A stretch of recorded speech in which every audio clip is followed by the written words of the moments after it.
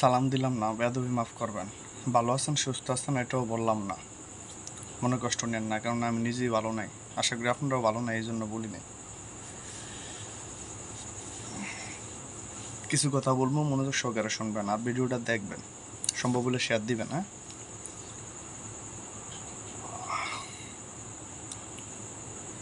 আমরা দুই যুগের উপরে ক্রিকেট খেলি, বাংলাদেশ ক্রিকেট টিম। আর আমরা বাংলাদেশের ক্রিকেট দেখতেছি, আমি দেখতেছি, আমার মতো এরকম অনেকে দেখতেছি 20 বছরের উপরে। এই টিমটার উন্নতি কখনই চোখে পড়ার মতো দেখি নাই। সাকিব, তামিম, মুশফিক মাহমুদুল্লাহ যখন খেলছিল, বাংলাদেশের ক্রিকেটের সেরা সময় পার করছিল মনে হয় হয়তো 2012 থেকে 17-18, এই 4-5 বছর। এই মুশফিক মাহমুদুল্লাহ এরাও একসময় প্রচুর ডিস্টার্ব প্লেয়ার ছিল। যখন জাতীয় দল আসছে প্রথম 5-6 বছর অনেক জ্বালাইছে আমগরে, তারপরে একটা সময় একটু ভালো পারফরমেন্স দিছে, তাও 5 বছর 6 বছরের বেশি না। যাক, পিছনে যা লাভ নেই। গায়ে যে জার্সিটা দেখছেন নি, শেখাবে জার্সি আজকে আনছিল। কতটা আবেগ ভালোবাসা নিয়ে খেলা দেখতাম। শরীরটা খারাপ লাগতেছে, এক্সাইট ব্যথাও করতেছে খেলা দেখে। আমার কথা হচ্ছে, আমার বাড়ি চাঁদপুর বাবুরহাটে। যে ভাই ব্রাদার আমাকে চেনেন জানেন, তারা তো জানেনি। আর অন্য এরিয়ার মানুষ যারা দেখতেছেন, ভিডিওটা কন্টিনিউ দেখতে থাকেন। আমার কাছে মনে হইতেছে বাংলাদেশ এই ক্রিকেট টিমের সাথে যদি আমাদের চাঁদপুরের বাবুরহাটের গুলির ফ্লপের নামে দিতাম না, তাও মনে হয় আমরা এগুলোকে ভালো খেলতাম। শুধু ভালো খেলতাম না, আমার মনে হয় এগুলোকে আমরা জিততাম। একটা প্লেয়ার যখন ইন্টারন্যাশনাল পর্যায়ে গিয়ে খেলে, প্লিজ ভিডিওটা দেখবেন, একটা রিকোয়েস্ট, আর পসিবল হলে শেয়ার দেবেন। যেহেতু আমার এই যে পেজটা নতুন, সম্ভব হলে শেয়ার দেন আপনাদের দ্বারা, যাতে আমার ফলোয়ার গেইন হয়। যাই হোক, ওই বিষয়ে কথা না বলি। আমার কথা হচ্ছে, যে প্লেয়ারগুলা বাংলাদেশের দলকে রিপ্রেজেন্ট করে, এই প্লেয়ারগুলো কারা? এই প্লেয়ারগুলো দেশেরা প্লেয়ারই তো না। দেশেরা প্লেয়ার হওয়ার পরেই তো তারা জাতীয় দলের চান্স পায় প্লেয়ার। এখন কথা হচ্ছে, আমরা যখন একটা T20 ম্যাচ 130 রান, 135 রান কিংবা 140 রান চেঞ্জ করবো, টার্গেটে যখন আমরা ব্যাটিং করব, তখন আমাদের খেলাটা কেমন হওয়া উচিত? এটাকে আমাদের দেশেরা যে প্লেয়ারগুলো খেলতেছে, এই নোটির প্লেয়াররা জানে না? আজকে আমার মনে হইতেছে, আজকে না, বাংলাদেশের প্লেয়ারদের যে বা যারা অনেক গালিগালাজ করে, তখন আমাদের কাছে খারাপ লাগে, মাঝে মাঝে অনেক খারাপ লাগে, যেহেতু বাংলাদেশের ক্রিকেটটারে এই জায়গা থেকে ধারণ করে। আর এখন খারাপ লাগে না, তারা আসলে গালিরই যোগ্য। এই নাটির ফোলারা, এই ক্ষণিকের ফোলারা, এই শুকুরের বাচ্চারা, এই কুকুরের বাচ্চারা, এরা কি খেলার কোয়ালিটি বুঝে না? কোন সময় কীভাবে খেলা লাগে? যেই দর্শকগুলো আজকে মাঠে খেলা দেখছে, আমি তো বিদেশ ছিলাম এক সময়, জানি প্রবাসে যে সকল লোকগুলা নিজেদের ব্যস্ত সময়টারে একটা সাইড করে দিয়া টাইম বের করে স্টেডিয়ামে গিয়ে খেলা দেখছে, তাদেরকে তো তারা জুতা দিয়া বাইরেছে বললেই চলে। তারা তো তাদের বাফের টিয়া দিয়ে দর্শকদের টিকিট কিনা দেয় না। এই মাদারবোর্ডের বাচ্চারা কি তাদের বাফের টাকা দিয়া দর্শকদের কি গ্যালারির ভিতরে ঢুকায়? অথচ এই মাদারবোর্ডরা কিন্তু সুন্দরী নারী লইয়া ঘুমায়, এই মাদারবোর্ডরা কোটি টাকার গাড়ি লইয়া ঘুরে, এই মাদারবোর্ডরা এক মাস শেষে 10 লাখ, 12 লাখ, 15 লাখ টাকার স্যালারি নেওয়া যায়।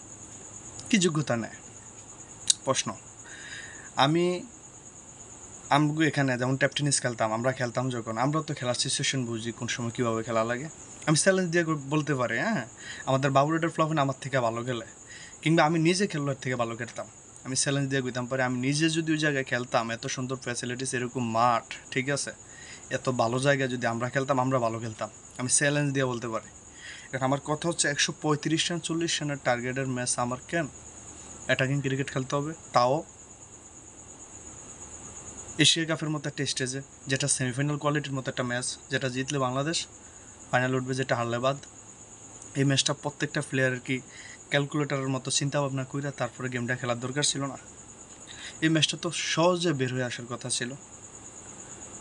যখন সাইফে আরও লেগিয়া ইমনে ক্রিজে ছিল, ইমন আউট হয়ে গেছে, ওকে ফাইন। সাইফে তো তখন সুন্দর ব্যাটিং করতে ছিল, তো হৃদয়ের কী দরকার ছিল শর্ট খেলা, যেহেতু আগের বলটা রান আউটের চান্স ছিল? কেন আমার অ্যাটাকিং ক্রিকেট খেলতে হবে ওই মুহূর্তে? আমি তো দূরে দূরে সিঙ্গেলস খেললে তো এই ম্যাচটা বাইরে হয়ে যায়। বাংলাদেশের কোচরা তাদেরকে কী শেখায়? বাংলাদেশের কোচদের যে লক্ষ লক্ষ কোটি কোটি টাকা ইনভেস্ট করতেছে তারা প্লেয়ারদের কি শেখায়? আমার জাস্ট কোশ্চেন, এই যে কোটি কোটি কোটি কোটি টাকা ইনভেস্ট করতেছে তাদেরকে কি শেখায়? আর ভাই কোচ লাগে রে, খেলতে গেলে কি বালার কোচ লাগে? আমার সাউয়ার কোচ লাগে? হ্যাঁ, এসব খেলা খেলতে গেলে আমার সাউয়ার কোচ লাগে? কোটি কোটি টাকা দেওয়া বেটা, নিজের টেকনিকই তো এনাফ। 140 রান শেষ করতে গেলে আমি টোকিয়া গেলাম, আস্তে আস্তে খেললে তো ম্যাচটা বাইরে যেত, সিঙ্গেলস খেললে তো ম্যাচটা বাইরে যেত। এত তাড়াহুড়া কি রে ভাই, এত সেক্স কিসের রে ভাই? হ্যাঁ, তোর কি 3 মিনিটের লেগে মাঠে নামিয়ে দিছে নাকি? 3 মিনিটের ভিতরে তোর যা করার করতে হইব 5 মিনিটের ভিতরে নামিয়ে দিছে? হ্যাঁ,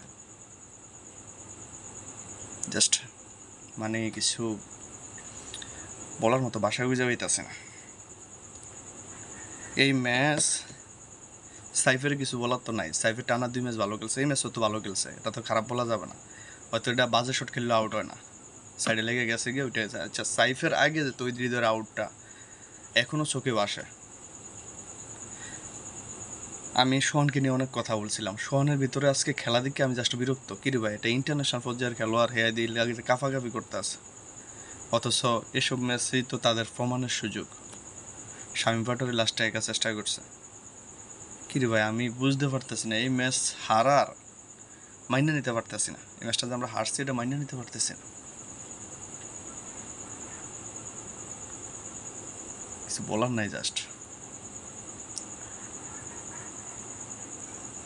মন চাইতেছে 18 কোটি দর্শক তাদের সামনে গিয়া আমরা স্যালেন্ডার হয়ে বলতাম, আমরা তোদেরকে কেন সাপোর্ট করি, তোরা তোদের জুতা বাইর করে আম করে খালি ইচ্ছা মতো বাইরা বাইরা বাইরা। ঠিক আছে, প্রায় 30 বছর তো হয়েই গেছে,